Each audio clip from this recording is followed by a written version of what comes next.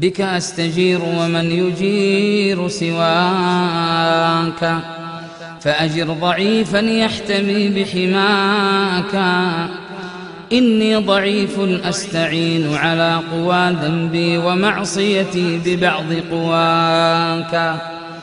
أذنبت يا ربي وآذتني ذنوب ما لها من غافر إلاك. دنياي غرتني وعفوك غرني، ما حيلتي في هذه أو ذاك. لو أن قلبي شك لم يكن مؤمنا بكريم عفوك ما غوى وعصاك. يا مدرك الأبصار والأبصار لا تدري له ولكنهه إدراكا. يا منبت الأزهار عاطرة الشذا، هذا الشذا الفواح نفح شذاك. يا مرسل الأطيار تصدح في الربا صدحاتها تسبيحة لعلاك. يا مجري الأنهار ما جريانها إلا انفعالة قطرة لنداك. رباه ها أنا ذا خلصت من الهوى، واستقبل القلب الخلي هواك. وتركت أنسي بالحياة ولهوها، ولقيت كل الأنس في نجواك. ونسيت حبي واعتزلت أحبتي، ونسيت نفسي خوف أن أنساك. ذقت الهوى مرا ولم أذق الهوى، يا رب حلوا قبل أن أهواك. إن كنت يا ربي أسير غشاوة رانت على قلبي فضل سناك. واليوم يا ربي مسحت غشاوتي، وبدأت بالقلب البصير أراك. يا غافر الذنب العظيم وقابلا للتوب، قلب تائب ناجاك. أترده وترد صادق توبتي، حاشاك ترفض تائبا حاشاك. يا رب جئتك نادما أبكي على ما قدمته يداي لا أتباكى. أخشى من العرض الرهيب عليك يا ربي، وأخشى منك إذ ألقاك. يا رب عدت إلى رحابك تائبا مستسلما مستمسكا بعراك. ما لي وما للأغنياء وأنت يا رب الغني، ولا يحد غناك. ما لي وما للأقوياء وأنت يا ربي ورب الناس ما أقواك. ما لي وأبواب الملوك وأنت من خلق الملوك وقسم الأملاك. إني أويت لكل مأوى في الحياة، فما رأيت أعز من مأواك. وتلمست نفسي السبيل إلى النجاة، فلم تجد منجا سوى منجاك. وبحثت عن سر السعادة جاهدا، فوجدت هذا السر في تقواك. فليرضى عني الناس أو فليسخطوا، أنا لم أعد أسعى لغير رضاك. أدعوك يا ربي لتغفر حوبتي، وتعينني وتمدني بهداك. فاقبل دعائي واستجب لرجاوتي، ما خاب يوما من دعا ورجاك. يا رب هذا العصر ألحد عندما سخرت يا ربي له دنياك. علمته من علمك النووي ما علمته، فإذا به عاداك. ما كاد يطلق للعلا صاروخه حتى أشاح بوجهه وقلاك، واغتر حتى ظن أن الكون في يمنى بني الإنسان لا يمناك.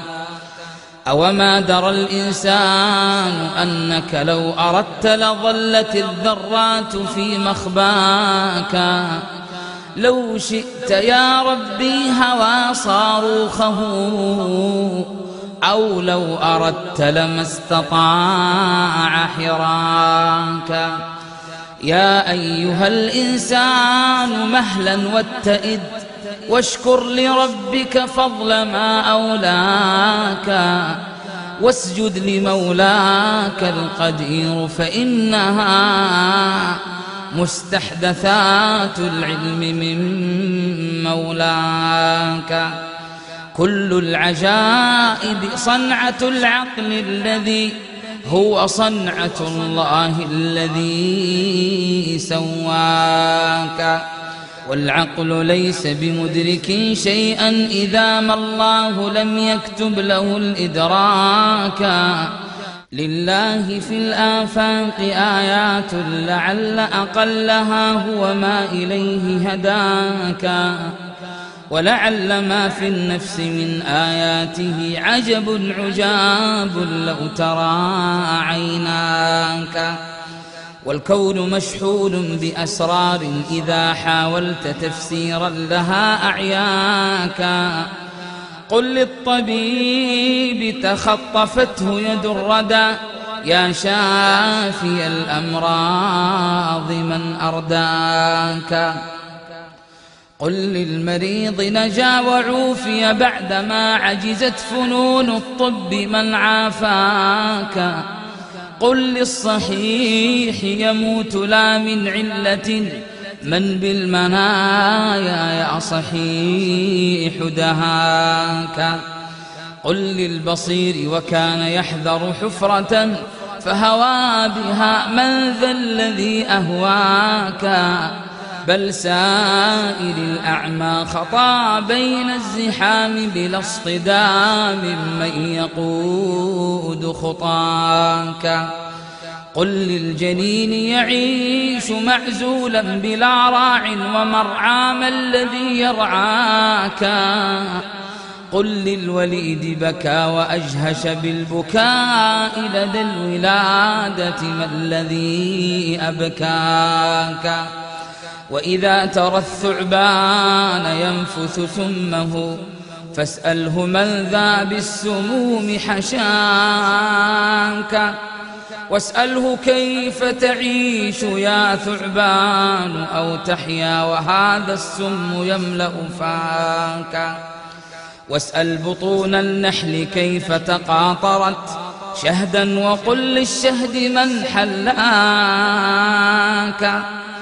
بل سائل اللبن المصفى كان بين دم وفرث ما الذي صفاك. وإذا رأيت الحي يخرج من حنايا ميت فاسأله من أحياك. قل للهواء تحسه الأيدي ويخفى عن عيون الناس من أخفاك. قل للنبات يجف بعد تعهد ورعاية من بالجفاف رماك. وإذا رأيت النبت في الصحراء يربو وحده فاسأله من أرباك. وإذا رأيت البدر يسري ناشرا أنواره فاسأله من أسراك. واسأل شعاع الشمس يدنو وهي أبعد كل شيء ما الذي أدناك. قل للمرير من الثمار من الذي بالمر من دون الثمار غذاك. وإذا رأيت النخل مشقوق النوى فاسأله من يا نخل شق نواك. وإذا رأيت النار شب لهيبها فاسأل لهيب النار من أوراك.